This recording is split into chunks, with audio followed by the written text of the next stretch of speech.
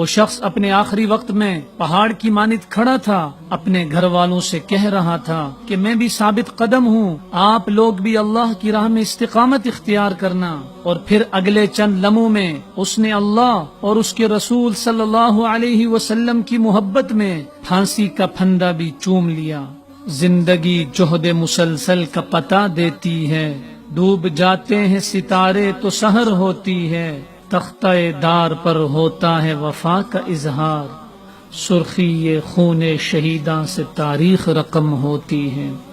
بھارت نواز حسینہ حکومت نے 1971 میں بھارت کے خلاف پاکستان کی مدد کرنے کے جرم میں جماعت اسلامی کے ایک اور رہنما اور امیر جماعت اسلامی مولانا مطیع الرحمان کو پھانسی دے کر شہید کر دیا۔ میڈیا رپورٹس کے مطابق اتوار کی رات 8 بجے بنگلہ دیش کی قاسم پور جیل میں امیر جماعت اسلامی مولانا مطیع الرحمان نظامی کو سپریم کورٹ کا فیصلہ پڑھ کر سنایا گیا۔ ضابطے کے مطابق جیل کے سپرنٹینڈنٹ جہانگیر کبیر نے فیصلے کا پورا متن سنا کر مطیع الرحمان نظامی سے تصدیقی دستخط کروائے۔ ڈھاکہ جیل میں مطیع الرحمان سے 1 گھنٹہ 45 منٹ کی طویل ملاقات کے بعد ان کے اہل خانہ رات 9:30 پر جیل سے نکلے۔ مطیع الرحمان کی اہلیہ اور 3 بیٹوں سمیت خاندان کے 24 افراد نے ان سے آخری ملاقات کی۔ پیر کو بنگلہ دیشی وزیر داخلہ اسد الزمان خان کمال نے اپنے ایک بیان میں کہا تھا کہ سزائے موت پر عمل درآمد منگل کی رات کو ہوگا۔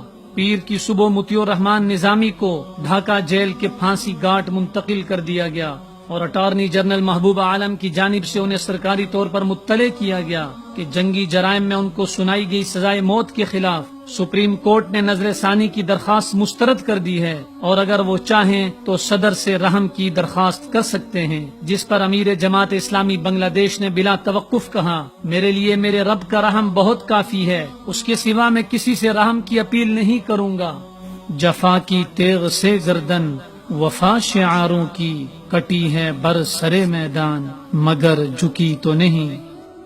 پروفیسر مطیع الرحمان نظامی کا کہنا تھا کہ ہر شخص کو موت کا ذائقہ چکھنا ہے، وہ صرف یہ چاہتے ہیں کہ موت کے وقت رب ان سے راضی ہو۔ پاکستان کے تمام معاصر اخبارات نے اپنی شہ سرخیوں میں یہ بات واضح طور پر لکھی ہے کہ جواں اعظم 73 سالہ بوڑھے پروفیسر مطیع الرحمان کو صرف اور صرف پاکستان کی محبت کی سزا دی گئی ہے۔ عالم اسلام میں اس عظیم بزرگ شہری اور امیر جماعت اسلامی بنگلہ دیش کی شہادت پر غم و غصے کی لہر دوڑ گئی ہے۔ عالمی میڈیا نے یہ سوال اٹھایا ہے کہ بنگالی حکومت کو 45 سال کے بعد اچانک انصاف کے تقاضے پورا کرنے کا خیال آ گیا اور انصاف کے اس قتل میں سب سے زیادہ نشانے پر جماعت اسلامی بنگلہ دیش ہے، حالانکہ مولانا مطیع الرحمان نظامی بنگلہ دیش کے اندر ہی وزارت زراعت و صنعت پر فائز رہے ہیں۔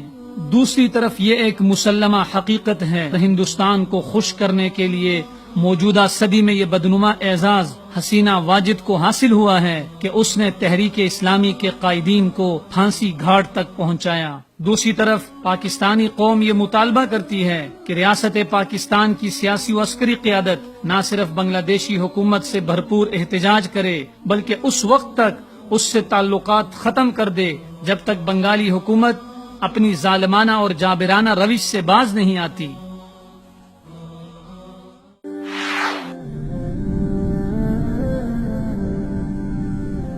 وصال اردو، حق کا راہی